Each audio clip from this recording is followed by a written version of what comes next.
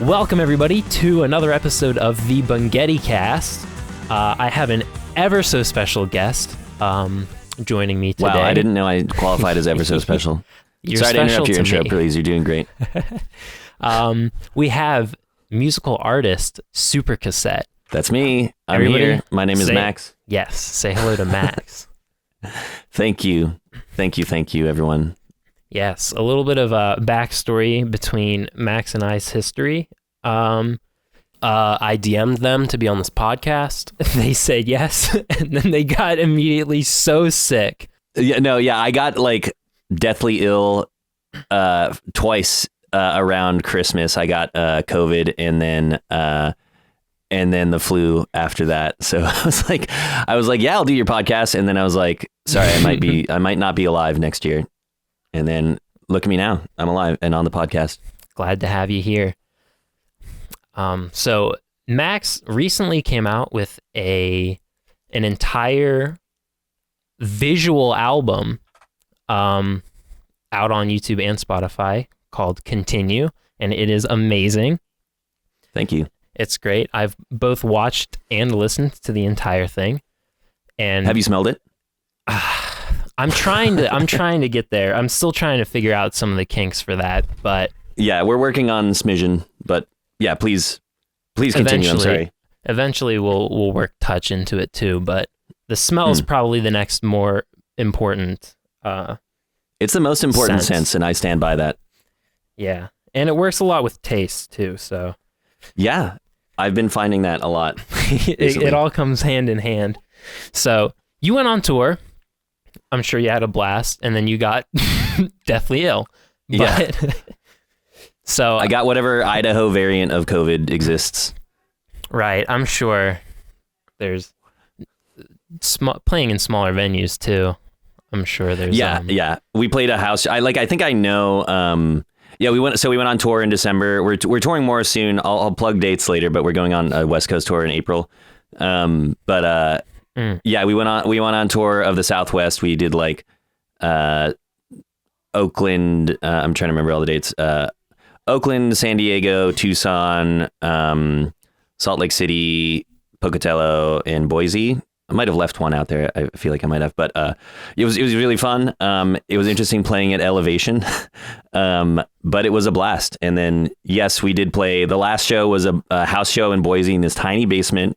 It was super hot. And it was just like, it was like a COVID incubator for sure. Right. Like super spreader event or whatever. Probably. I mean, I think they do tons of house shows there. It did feel like, man, this is just like a hotbed of microbial activity. I was going to say, I'm sure it's nice playing a lot of the shows that you played on your tour, because I've seen some stuff that you've posted on there, and it seemed like super intimate, and I'm sure it was a great time being that close to people that listen to you and love what you do. But yeah, I'm sure that smaller last venue was maybe a little too intimate for that. Yeah, no, I mean, I don't mind. I love house shows, and especially when they're packed. There is something awesome about like we're just all in this like big chemical reaction that's taking place. But yeah, when like you can just sense the presence of COVID, it's a different story. Yeah. 5 minutes into the show, you're like, is that COVID I taste? Yeah. No, that exactly. My sense of taste started to go, and I knew something was wrong. No, that show in particular was funny. It was the last show of the tour. I was pretty beat. The night before, we were up to like 4 a.m. in Pocatello, Idaho, which surprisingly was like maybe the most fun night of the tour. I wasn't expecting some small ass town in Idaho to be that much fun, but shout out to Pocatello, and we will be coming back this year. Sometimes that's how they do it, I guess. Yeah, I think the thing about small towns is like, if you play like a Friday or a Saturday in a small town, probably everyone's going to come out, like as opposed to if you play a Friday or a Saturday in Seattle or whatever, or I don't know why I said Seattle, but any big city. I think I'm just thinking of our upcoming tour. There's so many things to do. Like it's not going to be like you capture everybody there, So because you're the talk of the town for that night. Exactly. You're what's going on. So everybody, Yeah, that's exactly. really cool. so that was really fun. But yeah, so we finished up Pocatello, and then next day we were like super beat, got to the house show, and it was really fun. But I like I'm just remembering the mindset I was in that tour. I was like smoking weed every day for a while, and like through that tour, I'm nothing wrong with that for those who it works for, but I was definitely like, I'm glad I'm not doing that anymore. But I remember like we got to the venue and I was like, okay, I think I have some time to just chill. I'm gonna smoke a little bit and just get in the right headspace and like put my makeup on for the show. And then like just as I started, it was like Devin opened the van door and was like, hey, well, we're on now. And I was like, oh, fuck. What the fuck? No. So I was like, I went down. I think I was like dehydrated and I was like too high. And then suddenly we're on and playing. And the heat was on in the basement. So it was so fucking hot. I mean, the set actually went great. It was like I talked to Devin, our bassist, about it, and I said it was almost like a psychedelic experience. It was like being in like a sweat lodge or something, and it was pretty cool. It was like a little too much, but it was like we're just in a fucking furnace in this small room, and like, you know, I feel the COVID entering my lungs and I'm just like pouring with sweat. Like I sweat a lot in general. And I was just like, like, there was like a splash zone, you know, it was like SeaWorld out there. Yeah. That comes with the tickets. It's included in the fine print. Yeah. If you want any fluids from my body, you'll get them. Anyway, it was a fun night. It ended up being very exhausting, and it totally makes sense why I got COVID immediately after. Right, because I'm sure even after just touring and playing all the other shows, just tired, and of course you wouldn't trade it for anything, but yeah, you were probably I think on your last legs as is. No, totally. And I mean, I think maybe in retrospect, I'd be a little more, you know, I'd mask more often and stuff like that. But it's tough when, like, I don't know, touring is really hard. And, you know, we've the longest tour we've done is like 2 weeks. You know, bands tour for months and months, you know, at least bigger bands. But it's really difficult, I find, to be COVID conscious because, like, at the level of band we're playing a bunch of bar shows all the time, and like you want to hang out, you want to like see people.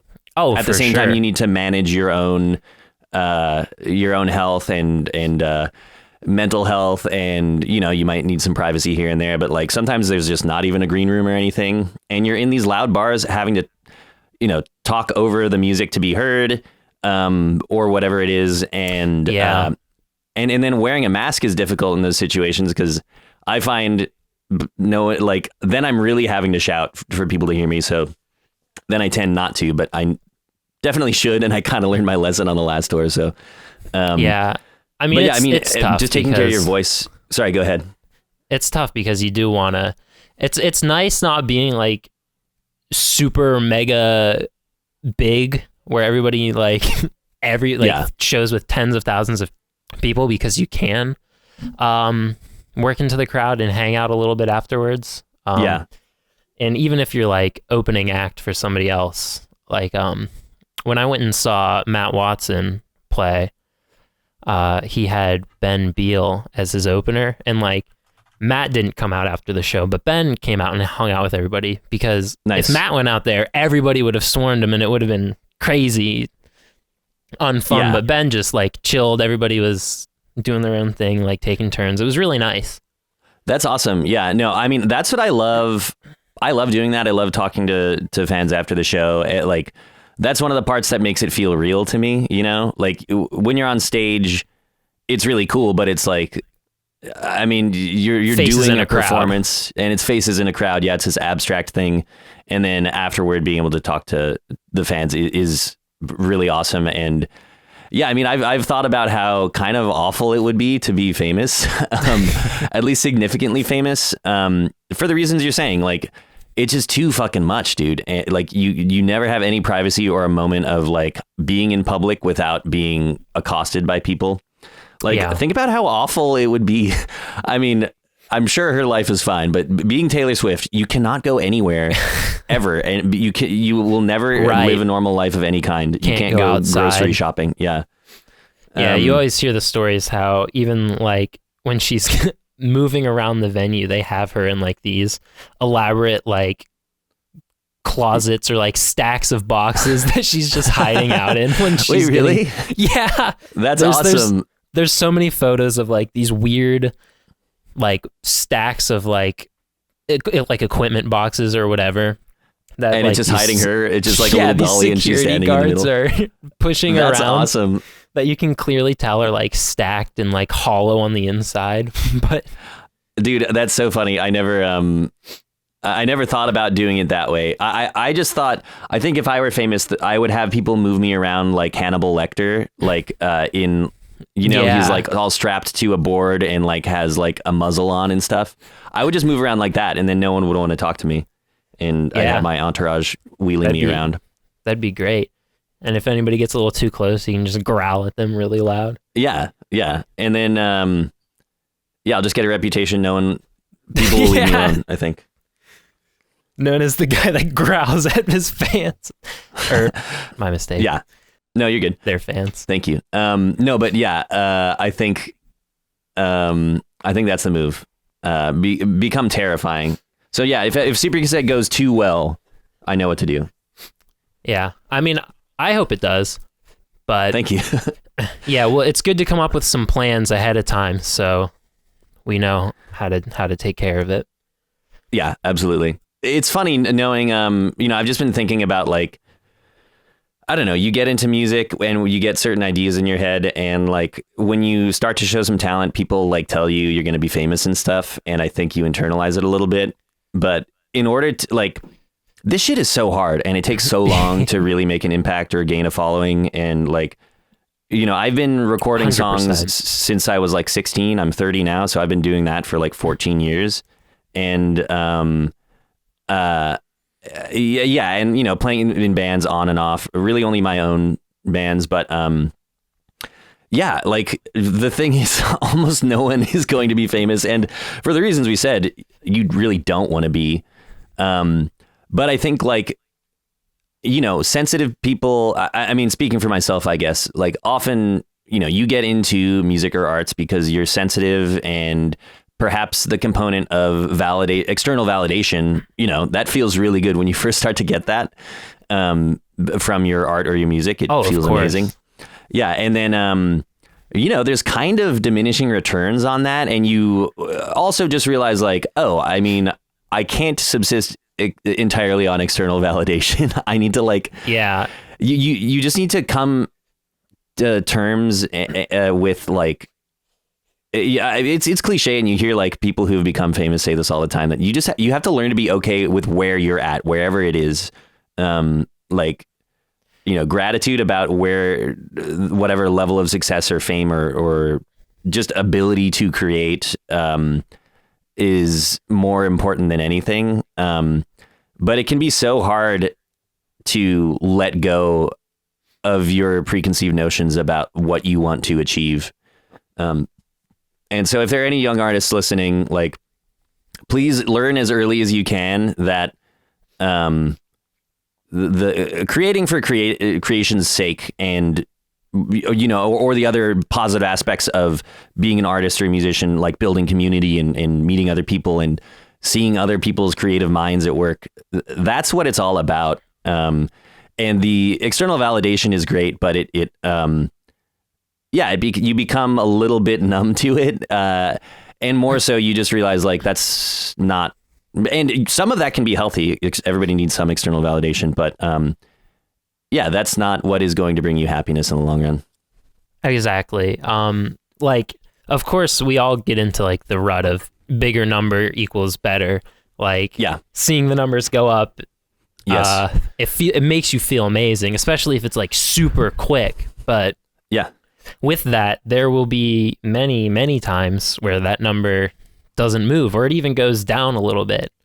Oh yeah. No, totally. I mean, with like monthly Spotify listeners or streams or whatever, I very much relate to all of that. Because we're in the weird position where like, we have a good number of monthly Spotify listeners, and we have one hit song, and then the rest are like doing just fine, but not like anything crazy. So it's like this weird like, is this success? What level of success is this? Because there's this song that like, everywhere we go, like after this last tour, I kept hearing from people, "Oh, I didn't even realize you were the Be Gay, Do Drugs, Hail Satan band." Wow. And it's just weird. You can be a very hyper micro niche famous in certain ways now, I guess. Yeah. And there's always something else that you can be known for too. Yeah. So there's no way to predict anything. There's not really any reason to overthink it, I guess. Just make what you want to make, and if whatever happens, happens. There's no sense in obsessing over certain things like that. Yeah, totally. And I mean, the tough thing is like, I don't know, for me, I've had self-esteem issues for a long time, and they've only gotten worse as I have spent more time on Super Cassette. I mean, with the exception of, recently, I've done a lot of work on myself, and I think I've overcome it a bit, but like, you have to tell promoters and things how many monthly Spotify listeners you have and stuff, and you're getting accepted or rejected on things based on metrics. And so it's hard not to internalize, oh, these metrics are tied to my self-worth in some way. Like you will, and you look at other artists who you'll compare yourself to other artists or other creators or whatever, and see their metrics and be like, if I only had that or whatever, like, but it never ends, even if your YouTube channel grows by 10x suddenly, or your Spotify listeners grows by 10x suddenly, well, guess what? There's still somebody else with more than you, and 100%. It just never ends. Yeah. And it's like, it's such a shame that, I mean, it makes sense, but it is such a shame that all these opportunities look at those numbers, especially like current numbers, because you could just make cool shit and just not have the numbers for somebody to just randomly be like, okay, we can have you. No, it's all. So it is. I think you have to learn that. Right. Yeah. You have to learn that it isn't meaningful, because in a way, a lot of the way, the way that you build a following as a band, a lot of the time it starts with, like your friends and a community, and it kind of snowballs from there. But there is a little bit of like, I'm going to call it clout laundering, where you like, it's like, you're pretending a little bit. You get a photo of a show that was like way bigger than your average show, right? You got on a bill where the crowd is huge and you have nothing to do with it, and you make that your banner or whatever, and like, look at this, everybody. Like you do cultivate an image, and it's there's a little bit of deception involved, I think, in like, that then leads to an opportunity where you get in front of a new audience or whatever, and you kind of grow that way a little bit, almost by exaggerating the fake it till you make it. Yeah, exactly. So I don't know, it is all bullshit. It is just really important to decouple your self-esteem from metrics. It is very important, and it's hard as fuck to do. Yeah, if you obsess over that, because I'm sure anybody's been there, no matter where they are in life or like social standing or anything. You always compare yourself to this person or that person, no matter what. And it's really tough on yourself to do that. It is, and I'm not saying anything new here. It's certainly cliche at this point, but with social media has made it so much worse. Like the fact, like tying metrics to things, seeing how many likes you get or whatever, like. It's so fucking bad for your mental health. It is. It's a bit of a trap. And I mean, if you look at suicide rates, like among adolescents or whatever, over time, it went down in like from like 95 to like 2009, and then it's gone way back up. And I don't think it's any coincidence that the onset of constantly having to cultivate an image of yourself that you think other people will like. Yeah. And that's the thing too. is a lot of these people that you're comparing yourself to are also just bullshitting their way through and just making their lives look way more than they are. Yeah. It's why I don't like post on social media. I post on Twitter a lot. And I'm not going to say that's good for my mental health. It's definitely not. But like, I don't post on my personal Instagram at all. I especially don't like Instagram. Me neither. Because it's all about like creating a showcase of your life for other people. And I hate that. Yeah. The only thing that I really post about now is just stuff I do for, the Eddie Bunghetti brand, I guess you could say. Right. No, I mean, that's how I am with Super Cassette. I post when I need to on Super Cassette, but I hate having to think of like content, like image-based content. I can write funny tweets, but I like, do I post another fucking selfie? What? It's nice about Twitter and stuff because you can just rapid fire. There's a lot less expectation. You can just shoot something out and it's whatever. Which can be helpful that way. Yeah, and I guess like, the advent of stories, not that that's new, but I think stories allow for that a little bit, I guess, that like things can be more throwaway. I don't know what the solution is, but like, I don't know. I think people feel more isolated now than maybe ever before. Which is crazy because we're more connected than ever before. Yeah, but in this superficial way. Yeah. I don't know what the solution is, but I speaking from just my own experience of getting very depressed and isolated and getting out of it a little bit, like go meet up with your friends in person, or at least play some video games on Discord or whatever. Like, yes, that helps a lot. If you're feeling depressed, you need to see other people, even if you don't feel like it. Yeah, just talking. Like, not texting can be good, but like actually talking and getting that feedback back and forth, it can do a lot for you. I think it makes a huge difference. At least it has for me. Like, isolation. You start. I don't know. I think in the world of social media and everything, it cultivates a self-centered way of thinking. And again, I'm speaking from experience here, where even if it's not, even if you're not, a narcissist or positively self-obsessed and think you're the greatest or whatever, you can be constantly thinking. Basically, your thoughts are going internally, and if you're not feeling good or you're feeling depressed, you're going to start thinking negatively about yourself, and then you get in this terrible loop. And the best way to break that is to see other people and be reminded, oh, I'm not some piece of shit. I'm just like a normal person like anybody else. And I think I'm thinking a little too much. Yeah, we're all just trying to do our own thing. It does suck getting stuck in that kind of rut, because you feel bad you don't do anything, and then you feel bad because you didn't do anything, and because you feel bad, it 100%. Just getting even if you don't talk about it with your friends, just having any interaction with positive people, it's it's amazing. I mean, I will say, I think talking about it a little bit is good, but yeah, I mean, 100%. Another thing I'm going to advocate for, and I think most millennials and definitely Gen Z don't even like this, but I've just started like calling my friends just to talk.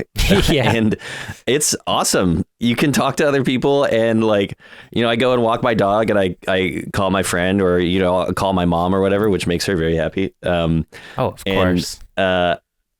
You can just talk to people.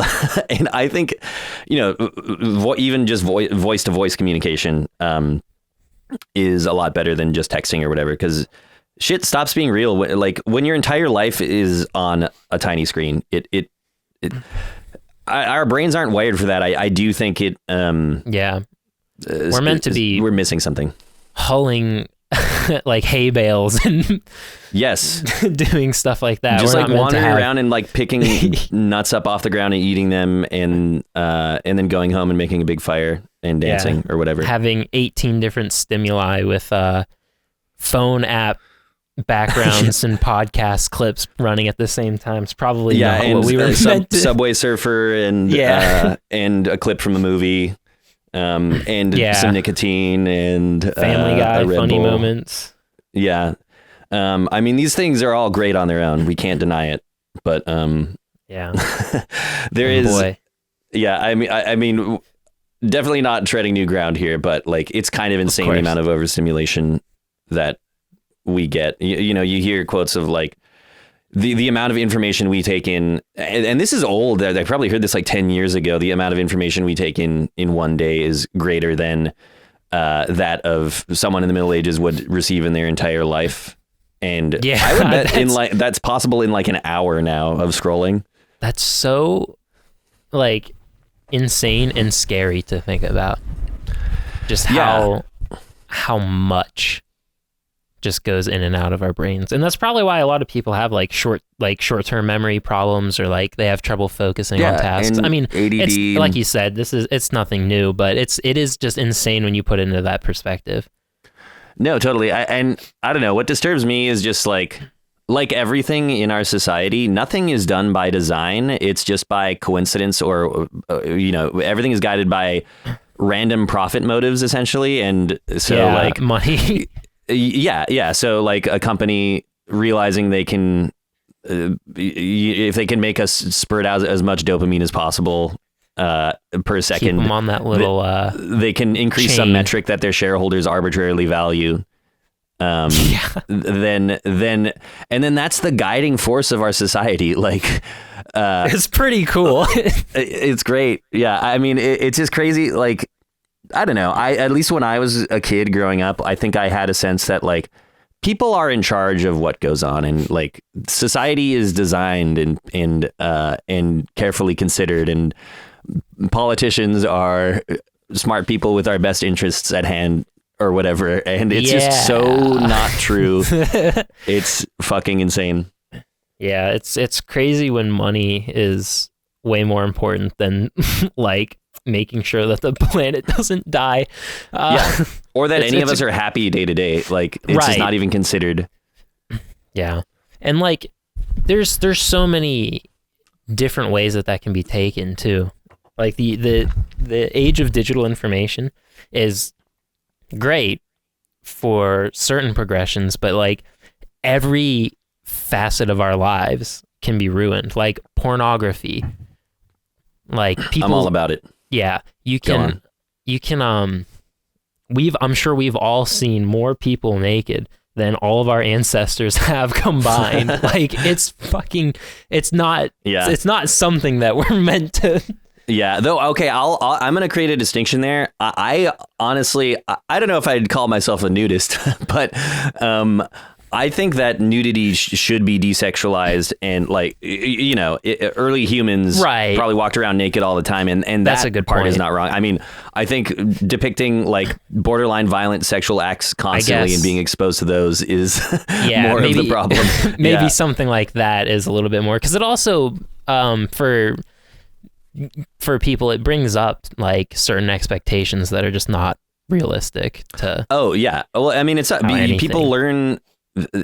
You're not taught about like what sex is supposed to be like. Really, you learn it from watching porn, essentially. I mean, I think the average person kind of does, and it's not healthy, and it's so exaggerated. I don't know. It's like learning about social dynamics from watching a sitcom or something, which people also do. Yeah, it doesn't. Big Bang Theory. Yeah, I'm a real Bazinga head, and I'm of course talking about In the Bedroom. Yeah. But yeah, I don't know. And this just reminds me, there's discourse about like, sorry, I'm just making sure that my laptop's charging. It is. There's discourse about like sex scenes in movies, and like people are saying like that they shouldn't even be in movies, that they have no place. But like, I don't know, when I was growing up, and God, I don't want to sound like some dumbass conservative or something. I'm not saying things were once great, but like, I think you can be exposed to sex in a healthy way. Sex being depicted in movies in a way that isn't like porn is one way that you can be shown sex in a healthy way. A way to connect with your partner and not completely blast them away with whatever goes on. Yes, or have yourself not everything blasted. needs to be some. I don't even know if I want to go the direction that I was thinking. we can pivot a little bit away from that. I mean, I do think my stance the room, here, and that's how sex goes. What do you say? Sorry. I said, if you've seen The Room, that's how sex. That's goes. exactly how sex works. Yeah. God, that movie. No, but yeah, if you need like a clickbait headline for this podcast or anything, say Max says bring back sex in movies. We need it back. Yeah. I mean, I do believe that kind of like it seems like, content is everything is getting optimized. In the same way that, a TikTok video is optimized for engagement or whatever. The same thing is happening with, streaming television shows and in movies. Like, like the PG-13 movie kind of like doesn't even exist anymore. I feel like things are getting pushed to extremes. There's no in between. Yeah, and if like every Marvel movie is totally anodyne and sexless and I mean, I have other objections to Marvel movies. Yeah, exactly. You there's like the quota of swear words or whatever, but like anything that could possibly limit the audience is not done, and so you end up with these completely bleached white, just right. If you make something vapid for everyone, it ends up not being for anyone. Type of. Yes, totally. And when that everyone, that used to maybe mean like, we need to make sure this plays with audiences in the United States. Now it's like, okay, this has got to play in the US and in China and in India and like, I don't know. The common denominator is getting lower and lower. And I'm obviously not saying there's anything wrong with appealing to international audiences. I just mean like the scale of the people you're trying to appeal to becomes so insanely broad that like it has to be cut across all possible cultures. Narratives get less specific and less powerful, I think, because of that. Yeah, it's just less interesting things to. Yeah. The moral of a movie will be like good guys win instead of like. Yeah. I'm not big into the Marvel movies or anything. And like, I haven't even been interested in one in years. I mean, not that like superheroes aren't really my thing, but like I've seen like the Avengers or. Oh yeah. And I enjoyed Spider-Verse those was movies. Great. Yeah. Yeah. I mean, it's just like oversaturated.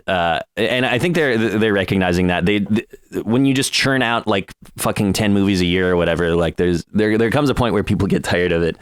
Yeah. And I was going to say, it doesn't help that they just blast out so much content all the time. That's all the same every year. Yeah. And they don't even have sex scenes. Come on. I just want a little something. Marvel. I just want to see two people having sex. Full penetration, please. Not love. I need to see. I need to see every inch and crevice. I want to see if Ant-Man can shrink and grow anything. Did you see that meme before the last Avengers movie came out? No. The people were like, the way they should defeat Thanos is Ant-Man should shrink down and crawl inside of his butthole and then become big again and just explode him from the inside. That absolutely is what should have happened. Yeah. Dude, I just always think about like... We needed that. My absolute dream, something that can't happen in the world, is like a giant budget movie ending with a total fuck you ending.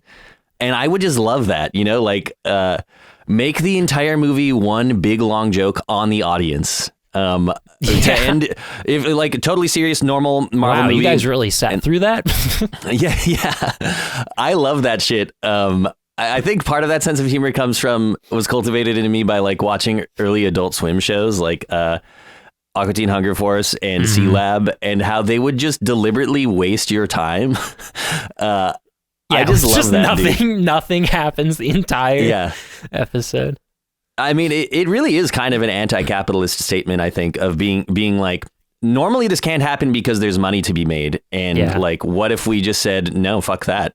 Adult Swim is pretty good for that kind of stuff. They have been, like, in terms of like artistic media, Adult Swim's been pretty good with that. They'll just take on whatever. They do weird shit. Yeah, I mean, I honestly haven't really kept up with Adult Swim since I was, like 17. But right. I don't have cable, so yeah. I guess I stream shit sometimes. But yeah, I mean, they're very iconically a counterculture force, I think. And and even on like TikTok, there was like an Adult Swim trend that everybody was like super artistic when they were making it. There was a song, I forget what it's called, but it's the like, and running away is easy. I don't even know. They would do that, and then like when the one beat drop would go by, everybody would have a creative way for the Adult Swim logo to show up. So like, oh, that's cool. Somebody would be like making a coffee, and then at the end they pour like the creamer into it, and then the cup had like the Adult Swim logo drawn on it, and you can see it because the coffee was lightened up from the creamer, or like that's just really cool. Just random stuff like that. So it's really cool to see like Adult Swim just inspires people, I guess. Smiling Friends is really funny too. Oh yeah, wait, I'm trying to remember Smiling Friends. I'm gonna Google that right now because I can't remember what it looks like. Yeah, it's got the like yellow guy and the little purple man. Oh, and these guys, yeah.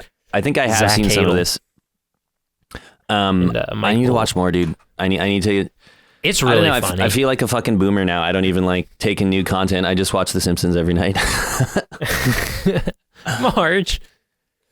Oh, Marge. That was actually really fucking good. Thank you. I have been working on my Homer Simpson impression, and it doesn't always. Oh, homie. That one. Oh, homie. Oh, Lisa. Marge. Don't you know that donuts don't cause cancer? That's crazy. Thank you. Don't have a cow, man. I got nothing for Simpsons. I got Peter. Peter. I can. It's we're funny. In Minecraft. I can't really do that good of a Peter Griffin impersonation. I can do an okay one, but I can sing as Peter Griffin quite well. And I had probably my most successful tweet of all time was in reply to Patrick Doran on Twitter, who's really funny. He's part of the podcast about List, which I highly recommend. It's really fucking stupid, like post irony. But I find it so fucking funny. Amazing. Those guys. But he posted, to the tune of Creep. 'Cause I am Peter Griffin. Oh my Holy God. crap, this is freaking sweet. I live in Quahog. And I replied to his tweet, which was just text with a recording of me playing and singing that. And he retweeted it, and it popped off a little bit. Amazing. Which was, that's the most success I've ever felt. And boy, the validation felt good. Yeah, that's like another video that went viral well, it was posted like 5 years ago probably, but it came back where what I don't remember what the name of the song is, Memories or whatever, but like Peter, it starts with like this guy doing a bunch of impressions, and it's like Peter going, "Here's to the ones that we got. Here's to the dun, dun, dun, dun, forgot," and then it would go to Stewie, and it's just like the dumbest shit. But like I love that. I love it's great. Like existential humor. I love this weird like surreal humor that just is made for no reason other than to exist. It's so funny. It's so I hate that I love that kind of humor that they're like, let's just make Peter Griffin sing this song for no reason. And now he's in Fortnite. Dude, it's kind of crazy. Yeah, I don't know. Like, I think there was this like latent, in the same way SpongeBob has become like one of the biggest, meme platforms possible, just because it is like one of the like only remaining elements of a monoculture, because everyone from anyone born from the years like 1990 to 2010 has probably seen 30 episodes of SpongeBob, at least in the United States or whatever, or globally at this point. In the same way, I think Family Guy has been like a latent part of the culture for everyone in a similar time range. And I think it was only a matter of time until people started semi-ironically posting about it. Like, I think people do just have this sort of like ambiently positive feeling towards Peter Griffin and the Drunken Clam and the chicken fights, or like when they would cut to Conway Twitty for 10 minutes and like that was the worst part of the show, but we all sat there for it. The part of me that loves, once a $200 million movie to end with some fuck you ending, loves that, they actually did that, and I do respect it. I think when I was a kid watching it, I was kind of like, what? Yeah. Nowadays, I'm like, oh, here's the Conway Twitty part. Let's go. But back then, I'm like, what the fuck is this? Why are they doing this? Who's not even this knowing. Man? It was referencing, I guess it was referencing, was it Hee Haw or something? Some, Western variety show from the 70s or something. That makes sense. Yeah. But I mean, even not as a reference, just being like, ladies and gentlemen, like, yeah, I mean, it's a very meta joke, just breaking the format of a sitcom to do something ridiculous like that. Yeah, this random transition too, because it's full stop. Like, ladies and gentlemen, like they could be doing whatever, and then it's just like, well, here's some Conway Twitty. And it's great if you're writing for the Family Guy must be the easiest job in the world. I will also say,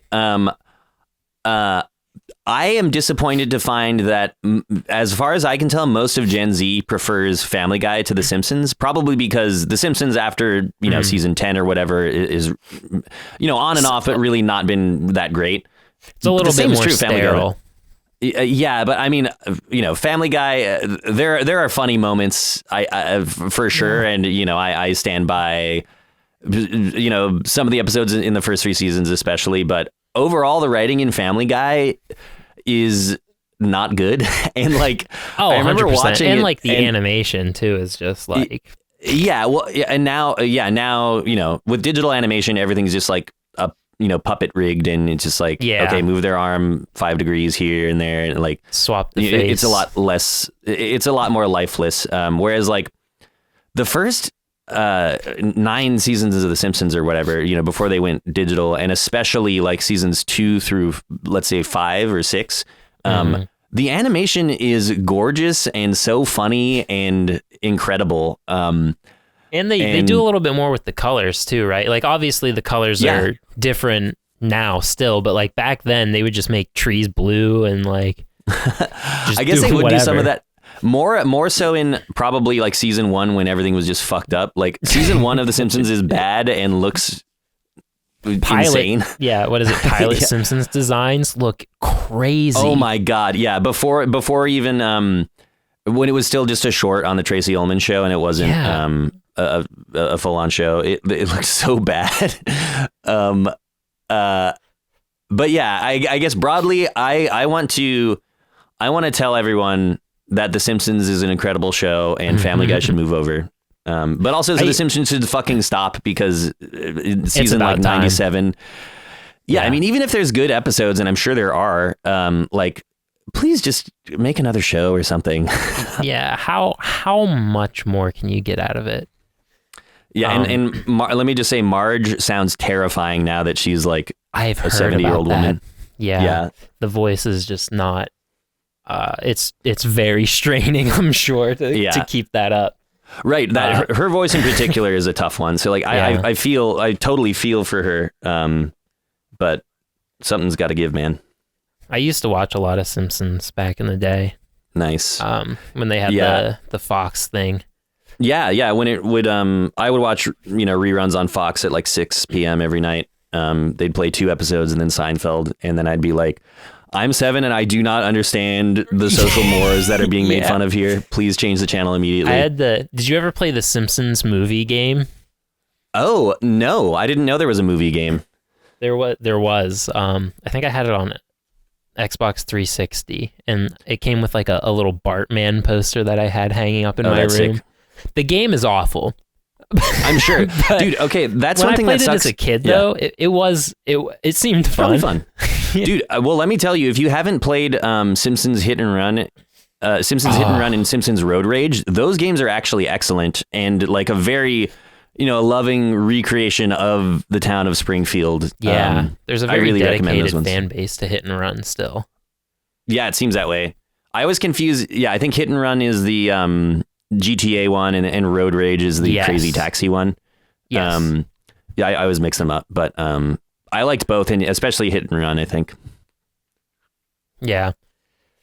I had a friend that, I don't know if he owned Hit and Run or if he rented it, but I played it at his house a couple of times. Hell yeah. Dude, people best thing like, is going to your friend's house who it. has the console you don't have to play those games. Right. Yeah. You work it out with your parents where like you each get the other console or like the other game or whatever, so you can 100%. Yeah, I think we eventually got over the years. Eventually got we started with GameCube and then eventually got an Xbox, and then eventually late in the life of the PS2 got a PS2 for cheap. But GameCube, is probably the core of my identity. Love the GameCube.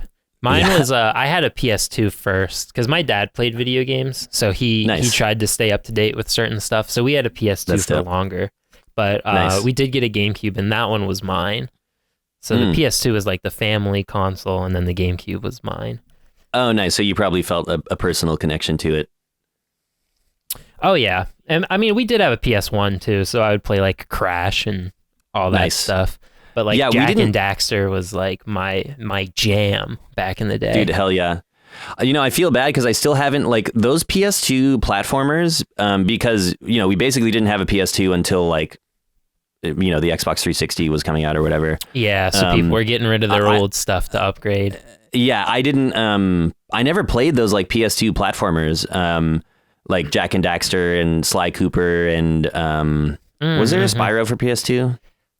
There was a Spyro series for PS2. Maybe not as good as the original. It's not my personal favorite, but I know some people like it a lot more than even the originals. But it could just be what you grew up with, really. Yeah, yeah. I mean, for me, my shit was Banjo-Kazooie for the N64. I wish I grew up with Banjo-Kazooie. Yeah, I just love the style of the world, and it's so goofy and yeah, it's so good. And the dialogue is like actually pretty funny. Like Kazooie's all sassy and Plus, I'm go ahead.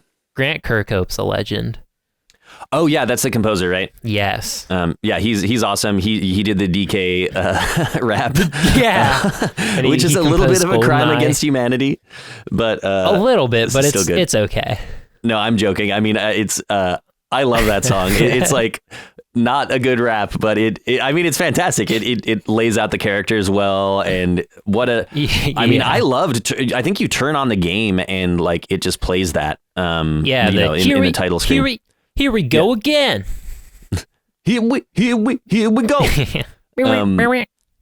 So good. That's another game I want to play. Again, a DK64, but like people complain that it's like a big collectathon and there's way too much backtracking, and that's probably true. It's a tough thing I run into with a lot of older games of just like quality of life stuff that has been hard to go filtered back. out in newer games. Yeah, it's hard Even to go back to something like that. Camera control and stuff. Sometimes it's a killer. Like inverted cameras that you can't change. Oh god, yeah. Yeah, or like if you try to like play Perfect Dark or GoldenEye with the original controls, it is like holy shit. I feel like I'm like this is like a stone tablet. We're in the dark ages again. Yeah, I never had an N64 growing up, but I knew a couple people that did, and like my aunt did, and she showed me like Zelda. I would watch her play Zelda. And then when I got the GameCube, I could get Ocarina of Time on a GameCube disc, so I got that. Oh, they had the Master Quest stuff. Yeah. Yes. 100%. Yeah, I mean Ocarina of Time. God, that's such a large part. I mean, video games for me weren't just the fun of playing a video game, but I think really strongly formed a musical identity in my mind of, you internalize the music you hear when you're young. You really internalize and like you learn the rules of music and like how chords can move and stuff, obviously just on a subconscious level. But Great Fairy Fountain is my God, the incredible composition, all of the all of the Koji Kondo stuff, dude. Actually, I wrote a song. I don't know whether I'm gonna develop it more, but I wrote a song that is based on the melody of Fairy Fountain, the Fairy Fountain That's theme. funny. It might see the light of day someday. Fingers crossed. Yeah. But yeah, Ocarina of Time, all of Koji Kondo's compositions, which, by the way, many of which were inspired by this album called Plantasia by Mort Garrison. I'll send it to you if you haven't heard it, but it's crazy. There's a song on there that's just like, this is Zelda's Lullaby. What the fuck? Wasn't the Super Mario Bros. Theme song was based on something too? I don't know if it's the same album or not, but it's like, I'll look it up. I wouldn't be surprised. But yeah, I mean, the music of Ocarina of Time and Super Mario RPG in particular were so formative to me, and my brother Nick, who he's on hiatus from Super Cassette, but he he's written a lot of the songs with me.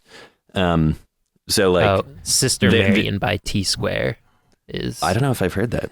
It sounds it's so crazy. Same thing. I mean, I'm sure it's an homage, but it is kind of crazy how close some of them are. Yeah. Where do you draw the line between homage and theft? I don't know. Koji Kondo is so clearly such a fantastic composer that either way, they don't need it to.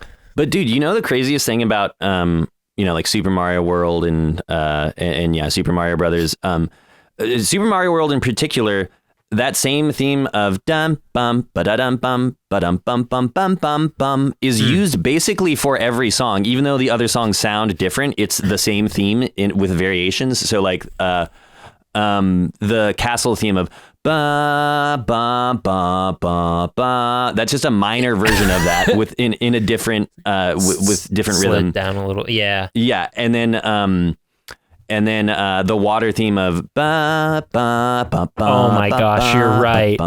It's like he got so much mileage, and it's on purpose. I remember reading that like he made too many different songs at first and decided to pare it back to like have a focused and reused theme. And it keeps it, like you said, it keeps it unified. There's a very cohesive theme to everything, and it's funny too because like later down the line, for like the 3D games with different sound effects and stuff, like Boo's little noise that he makes is just Bowser's noise sped up. It's the same thing. In so Super Mario 64 they do a lot of that. I'm trying to think, and like the Bob-omb going is apparently them just fucking with Mario's voice too. Is that any is that something, is that sure. Another manipulated sound? Probably, or like something else uses it, I'm sure. It's just so funny. They got a lot of. I think it probably largely was due to memory constraints, and they just didn't have to include more audio. Right. It is cool to see how they how like the hardware influences how people make things too. Yeah, like dude, if you haven't watched this series, yes, color palettes. Oh, dude, and have you heard of color cycling? Maybe. It's where it might also be called palette swapping, but like you can have a table of colors and like basically this character, or let's say you're looking at a sunset, a sky, and it's like this pixel is color number 1, this pixel is color number 2, color number 3, and you can certain hardware handles well is swapping that color palette out very quickly. And you can create the illusion of motion with that. And so there are these games, I think particularly these LucasArts games in the 90s were known for having incredibly gorgeous graphics that were done. It was actually still images that they did color cycling on, and it like these gorgeous waterfalls. Yeah. and Yes. other things like that. A great example of like using hardware limitations to produce something beautiful. But I was going to say, there's a great, just on the subject of like using the limitations of hardware in video games. There's a great series by Ars Technica called War Stories. Highly recommend watching it if you haven't. And there's a really good one on Crash, Crash Bandicoot, and how that started. It's just so ingenious. Like the whole concept and execution of that, it was so impressive for the hardware they were doing. And they wanted Crash to be this cartoon character, like a Looney Tunes style cartoon character who had like these features that would kind of morph and skew and bend and have this, this if you pause animation on quality. any frame, he almost looks indistinguishable. Yeah. It's crazy. It's really expressive and really bendy and fluid. And you couldn't do that like just with the hardware alone. Like you couldn't say like, okay, move these polygons in this way and stretch them out like that. What they had to do was use another program that could calculate the geometry, and then they basically pre-cached that geometry and had it to, like and used that. So I mean, that's just an example of like all the stuff they had to do to like really just get the best possible performance out of like pretty now primitive hardware. Just the creativity that is brought out in people there is amazing. Absolutely took advantage of it. Yeah. And sorry, I'm going off now but while we're on the subject of video game hardware limitations creating cool stuff, the Donkey Kong Country soundtrack? Yes. And it's like known to be pretty incredibly lush for the time. What is it? The underwater theme? Yes. Like everybody loves that. It's like, how the fuck did anybody make this on a Super Nintendo? And like, and like, and you listen to like Sega Genesis games, and most of the like there's good songs on them, but God, it sounded like shit. But at least in my opinion, but like it's a little bit more like butt rocky. Butt rock sound font and it's like whatever. And like the sound chip was like all kind of metallic and springy. Yeah. But the way that they got that lush synthesizer sound, it's called pulse width modulation, where you have multiple, let's say square waves. Synthesizers generate these waves like stair step. Yeah, exactly. And a square wave is a stair step function. And something you can do is you can do it just with one wave, I guess. But if you have two waves on top of each other, and you can vary how wide those stair steps are or how narrow they are. And if you do that over time, you get this really lush sound. Fills in between, kind of. Yeah. Yeah. Okay. And it like, yeah, if you Google or YouTube search pulse width modulation, synth, you'll hear it. It's very cool and very much a part of like a lot of 80s synth sounds. Anyway, that could not be done on a damn Super Nintendo, right? Like, how the hell are you going to? It's just too complicated, and it's all sample based. 16 bits. Yeah. How can you do that? But what I'm blanking on the composer's name, but he's obviously not just a musical genius, but a genius with the hardware and software that he had to use. He did a similar thing of he took the pulse width modulation and turned it into what's called like a wave table, basically looking up like kind of frame by frame, what would the wave look like at 0 seconds and then at 0.1 seconds and 0.2 seconds or whatever. And he turned those into different samples, misusing the intended use of the sampler is you stay on one sample and that's an instrument. But for every sample, he changed to a different one. And using that was able to sweep through this wave table and get the effect of pulse width modulation on hardware that could not do pulse width modulation. And like, how do you even come up with that? Yeah, it's just dick fucking around for dicking around and necessity being the mother of invention and all that. Yeah. Visually, that game's impressive too. Also very gorgeous. Yeah, because like they had fully 3D looking models, but the Super Nintendo couldn't really do that. Yeah. So you might know this, but they would render 3D models and then they would just take photos, downsize them, and use those as the sprites, and it was genius. I love that. Yeah, and a lot of games I love have that as the basis for their graphics. Super Mario RPG as well. Yeah. It's a very specific window in time that was like, you know, that's where graphics were. That was the best. Yeah. You Even could do. certain things on like the N64 work like that. Yeah. They have like the PNGs where you walk around them and it's always facing you. Yep. Like in Super Smash. I mean, this is GameCube, but in Super Smash Brothers Melee, like all the food items are just PNGs that always face you. Yeah. And actually in modern games, I think it's called like a billboard effect. Like smoke effects and clouds are often done this way, where it is just a bunch of layered PNGs that are always facing you, but they create the illusion of like smoke or fog with a ton of depth, and it looks really good, but it's just a trick. Yeah. People are crazy what they can do. People are crazy and smart, man. Yeah. It's kind of inspiring. There's a series I watch called Boundary Break by She Says, where he uses all these like tools to manipulate cameras in games and shows you all kinds of like hidden details or like hidden ways that the developers like made things happen that you. Oh, that sounds awesome. Yeah, that you aren't sounds supposed like something to I'd see.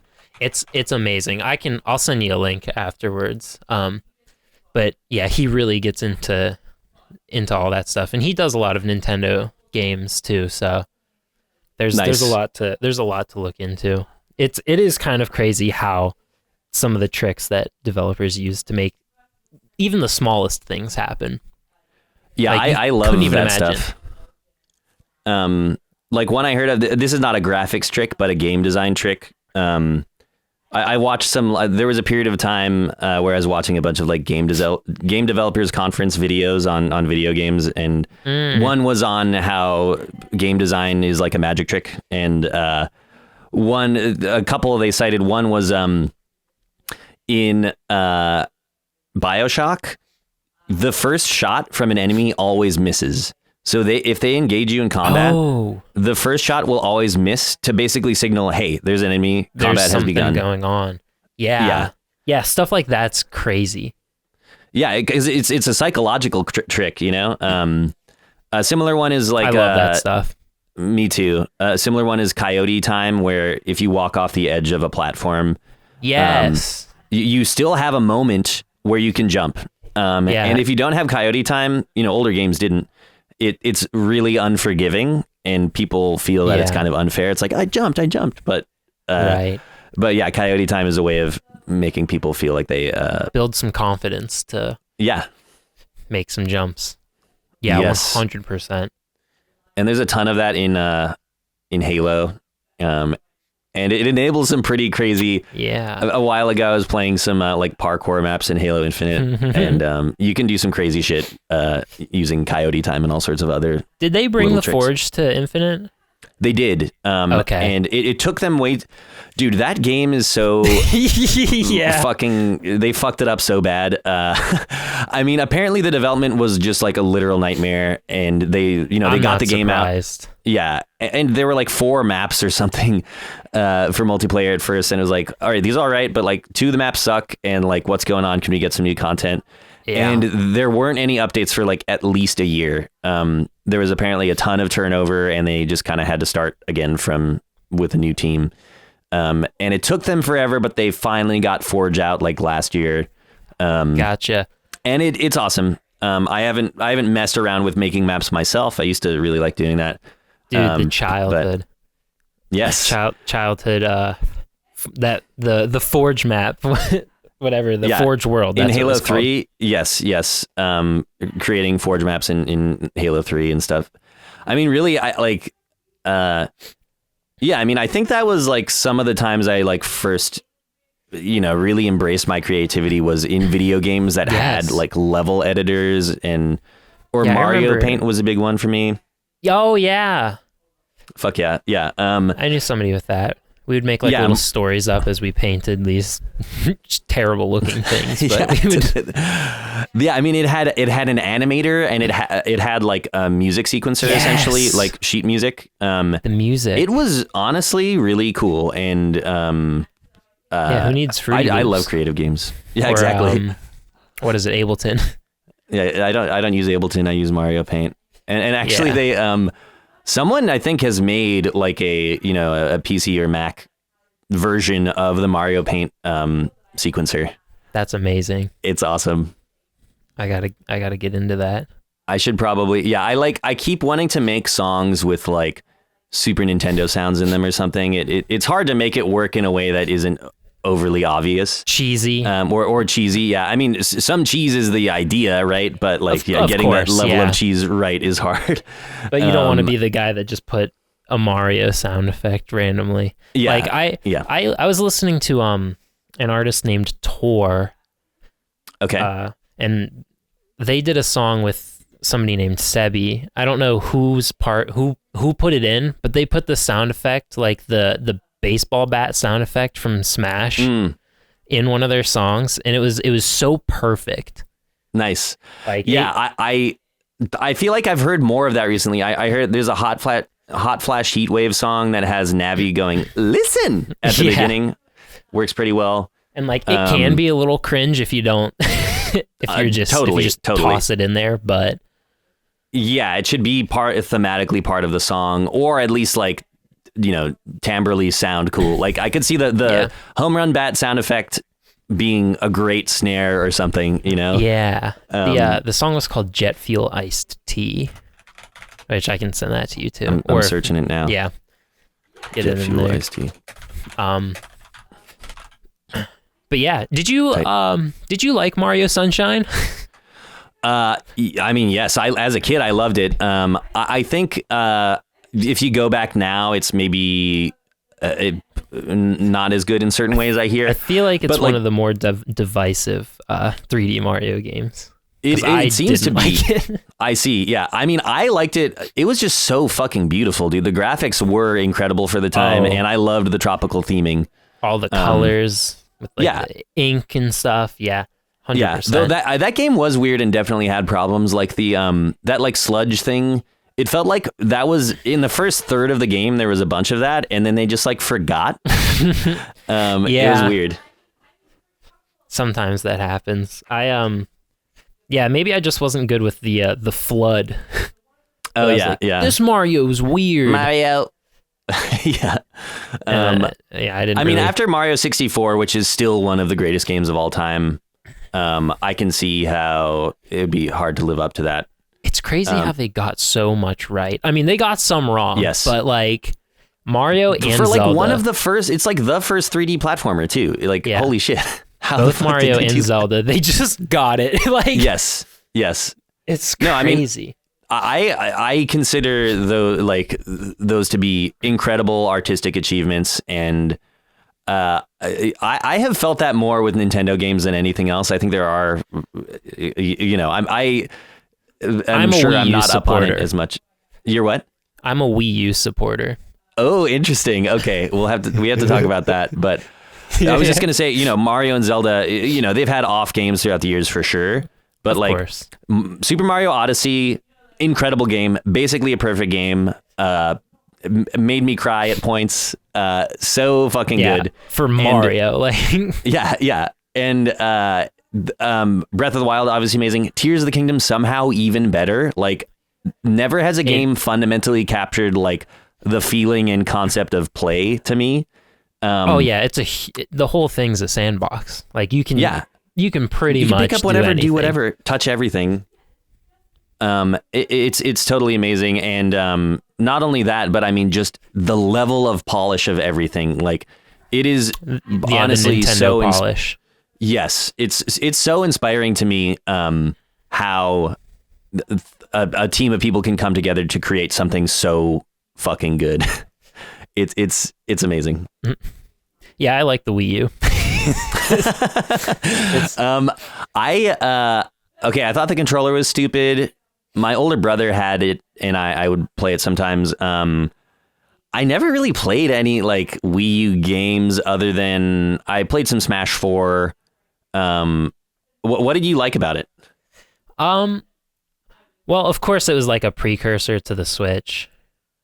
Yeah, yeah. And the technology probably just wasn't quite there for what they wanted it to be. And it's not perfect. It's really not. I mean, it seems not desirable to be looking down at a different screen. Yeah, they shouldn't have, they also shouldn't have called it a Wii U. Yes, that name is so bad. It caused a lot of confusion. But the for party games, it's kind of the best because like you can have this asymmetrical gameplay. And if you got like certain versions that came packaged with a game called Nintendo Land. I think I played some of that. What did that look like? You could buy it separate too, but that game is probably the best Wii U game out there for it being like a tech demo type game. Maybe not saying that much. I think I did play that. Does it start? Is it like a kind of like a Mario Party type game or a little bit? It has like mini games that you play. There's no like one full like game on there. It has like a toy theme throughout the whole thing, kind of with how everything looks. Gotcha. But it's great because like whoever's on the gamepad, their experience is completely different from everybody else that's on the TV's experience. I like that. So like if it's a versus game, say like there's an Animal Crossing game where the person on the gamepad has to control two little guys in this like kind of maze looking area, and everybody else has to run around and collect these like balls and drop them off in these cups, and their goal is to get so many balls without getting caught, and the other person's goal is to catch them. But the person on the gamepad only looks at the gamepad. These two screens are completely different. And it's funny too because you control both of the characters, both of the, I guess, cops. It's like cops and robbers. With each thumbstick. So you have to like use your brain to figure out how to like control both of them. Yeah, that sounds brain breaking for sure. And I don't know, stuff like that. It's really good for that kind of setup. I thought that stuff was really fun. No, that is interesting, and I generally love, asymmetrical gameplay can always be very interesting. Even in like board games where like someone has a hidden role or whatever. Yeah, Mario Party. I do like that stuff. Somebody could play as Bowser, and all of the mini and games just are fuck like with them the whole time. Yeah, all the mini games are like the players versus Bowser, or like it didn't really like end up being as cool as it sounds like it could be. Yeah, but I could see it's like playing as Tingle in Wind Waker. You could like hook up a Game Boy Advance with the adapter, and it's like, cool, I'm Tingle. It's literally like little brother mode. Exactly. Let them feel like they're part of it, even though I don't know. I don't think they're doing anything really useful. But there were a lot of good games that came out on the Wii U, and it's a shame because nobody played them. A lot of them are on Switch now, though, so it's okay. Oh, nice. Yeah.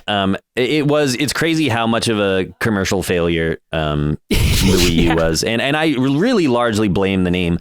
Even if they called it the Wii 2, it probably would have done way better. Wii U is just a fucking stupid name. Like, Wii University, what is this? A lot of people just thought it was just the gamepad. And they're like, well, why would we buy a new console if... Yeah, exactly. It seems like a peripheral or something. 100%. Yeah, it's goofy. Yeah, we can start wrapping it up if you're okay with that. That works for me. I actually really have to pee, so okay. Yeah. we'll start wrapping it up. It's so easy to just go off and talk about whatever. Well, I mean, it's nice when you can just chat and the time flies. Yes. Yeah, I do want to shout out everybody. Go support them. Max is a great person. Oh, thank you. Continue, like I said, it's on Spotify, but there's also a visual album on YouTube, and it's like very analog themed, and it's a trip. I'll just say that. Thanks. We teamed up with a video artist called Utopia Ltd. For that, and I wanted to ask you about knocked it out of the park. Yeah, it was amazing. The interlude, I really appreciate how you used like the text to speech, like analog horror text to speech voice. I mean, that was a part of me growing up, fucking with Microsoft Sam or whatever, and actually. I don't think I've actually explained this anywhere, what is being said and what it's referencing. It's an incredibly obscure reference, and I wonder if anyone else experienced this. But so what the voice says is, "Thank you for installing GIF construction set professional," and then it says, "Please insert disk 2." GIF construction set professional was a piece of software that I used in like 2002 to create little GIFs of like Kirby dancing and shit like that. And I had a trial version because I was a child and I had no money, and it would always say in like the Microsoft Sam voice when I started it up, it would make me wait like 30 seconds and say, "Thank you for installing GIF construction set professional. Like, please register." Yeah, it's like WinRAR. Yeah, exactly.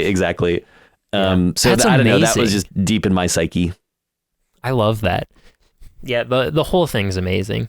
Thank you. Go check it out. And I also wanted to give you personally a little bit of a thank you, because I found you about a year and a half ago through Spotify's Discover Weekly with Be Gay, Do Drugs, Hail Satan, of course.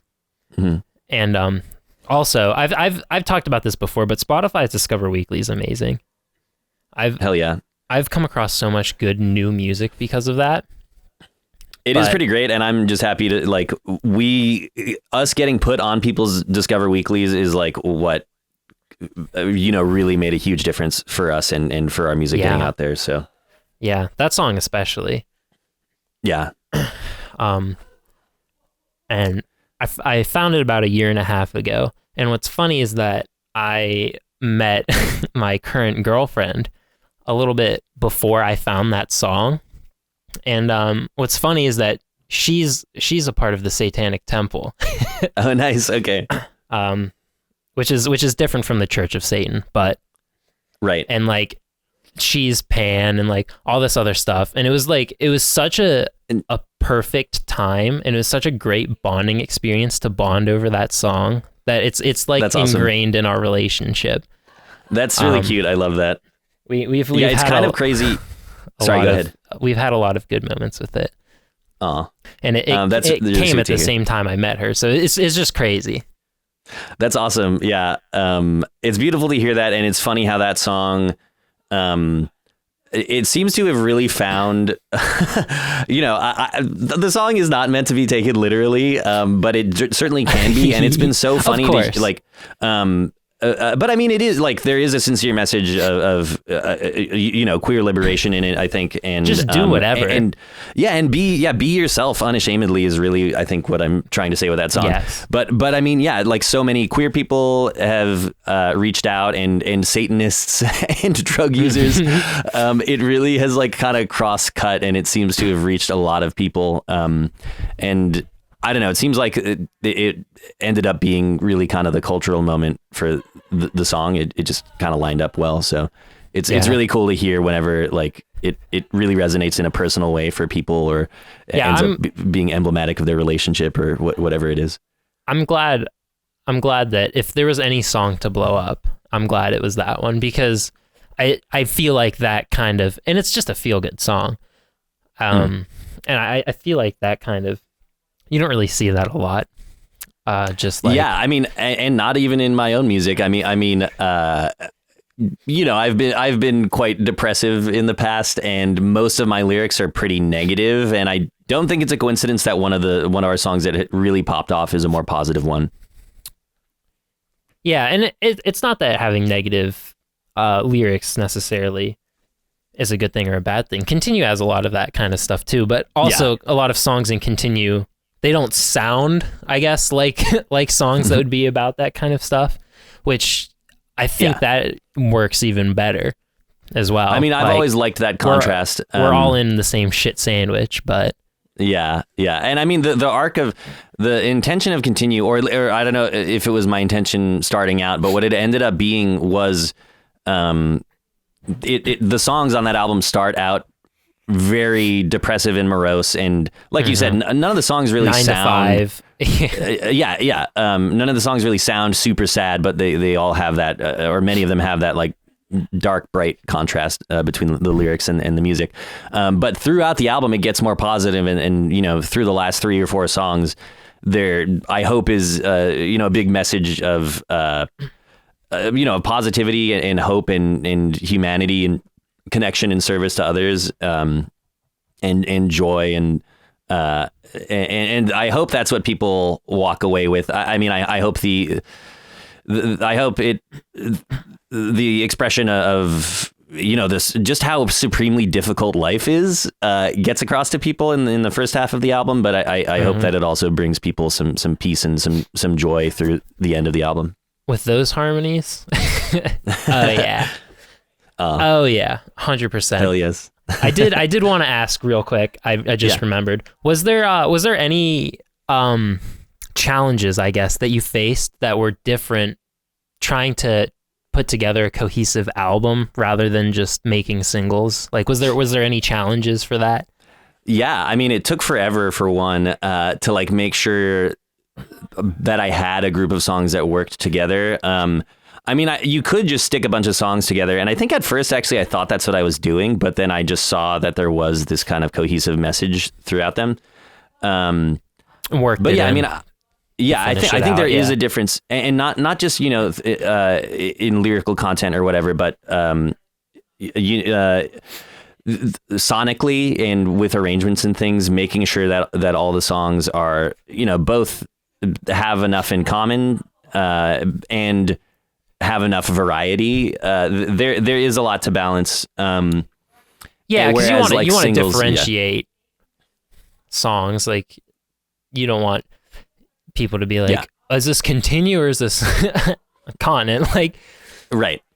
Yeah. And I mean, that's something I don't feel I have trouble with. If anything, I think sometimes my songs, you know, I really hate feeling like I'm repeating myself. And anytime I even find myself using the same chord progression twice, I'm like, can I not do this? And I try to change it. So if anything, finding more cohesion is sometimes the struggle. Yeah. Whereas with singles, I usually just go for like, this would be cool. cool. I'm not thinking about how it would fit with other things. Yeah. But I mean, let me say, you know, even this album, it had kind of a hodgepodge story of creation a little bit, in that I started all the songs by myself in my garage, and then I ended up finishing them with our engineer producer Cole Williams. Yes. And I you know, I think it came out surprisingly cohesive, but you know, for the next album, I think I really want to like try to record it all in one place and record more of it, less of it with overdubs. I don't think there's anything wrong with overdubs, really. And the album is a combination of some songs being recorded live as the full band, and then some songs being kind of piece by piece put together. Yeah. But I think the next album I would like to do almost entirely live, and then if I feel like putting in more details after, I can. But like, I think I'm kind of feeling that, like, how sick it is for a song to come together in a room kind of thing. Yeah, there's something about the vibe, and everybody feels each other's like presence going through it, and you can really support each other instead of it being pieces that were put together. Right. I mean, 100%. Yeah, I mean, because for myself and my personal journey and what's outlined in Continue is like, oh, I'm not alone, and there's so much joy to be had in creating with other people. Yeah, it started. Yeah, the arc actually. What is it? Art imitates life, or does life imitate art? That's crazy. I don't know. I feel like I'm imitating both all the time, but no, right.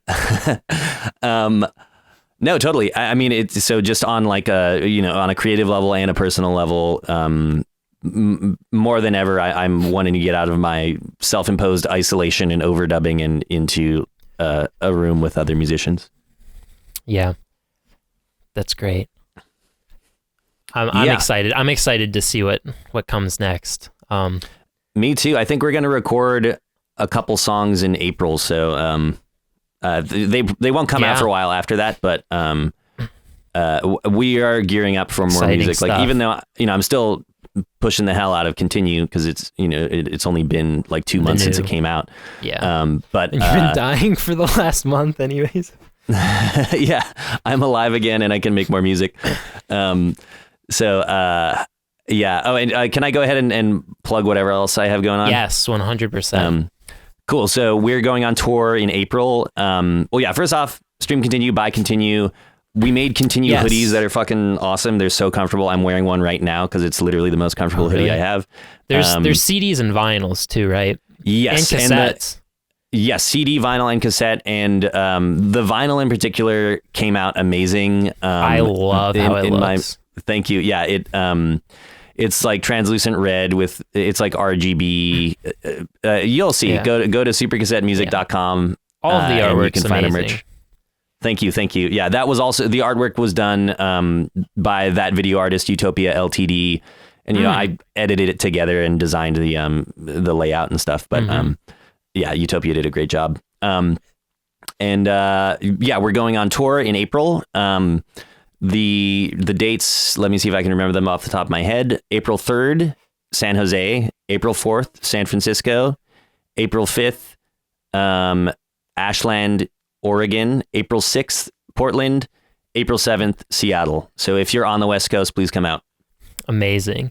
And if you ever looking to do an East Coast tour, I've got some I've got a list of venues that I can send you that I sent to somebody else, but there's a lot of like Pittsburgh, Cleveland, Columbus type of stuff. Oh, dude, yes, and we actually are looking to tour on the East Coast in probably August, so that would be great. I can find it and send it over because my girlfriend's, she's seen a lot more shows live than I did, and she has like she's been to all these places personally. So there's like stories or like different ups and downs for each of them. So yeah, I'll definitely send that over there. Where are you guys based? I live near Pittsburgh. Cool. Okay. So not like close enough to be considered part of the Pittsburgh area, but that's probably the closest like big city for me. I get that. I grew up in North County, San Diego, and it's actually fairly far from San Diego, but I just know people San Diego. Right. Yeah. Pittsburgh's because that's where they're like, oh, okay. Yeah. Yep. Over there. Yeah. Cause there's in Pennsylvania, there's Pittsburgh, Philadelphia, and Corn in between. So if you're not near one of those cities, you're in the Corn section. In Corn. Yeah. Hell yeah. That's amazing. Of course. Sweet. Thank you so much, Max. Do we cover it? Yeah. Thank you. This was really fun. I'd love to come back anytime. So just say the word. Sounds like a plan. Yeah, I'm glad to have you. I'm sure anybody listening would be glad to have you on again. Please support them. They do amazing stuff. Support them and the band, of course. Yeah, send me money, please. Yes. I need to get one of those hoodies. I'll look into it. But thank you so much for joining me. This was amazing. I'm glad we finally got to sit down and talk about Mario and Donkey Kong. Yeah, it's only a matter of time before I start info dumping about polygons or whatever. So that's I'm what glad it's I got all to about. Do That's what this is about. We just fuck around. So hell yeah. Thank you so much for watching. Thank you, Eddie. Yes, thank you. And we'll see you in the next one. Bye-bye.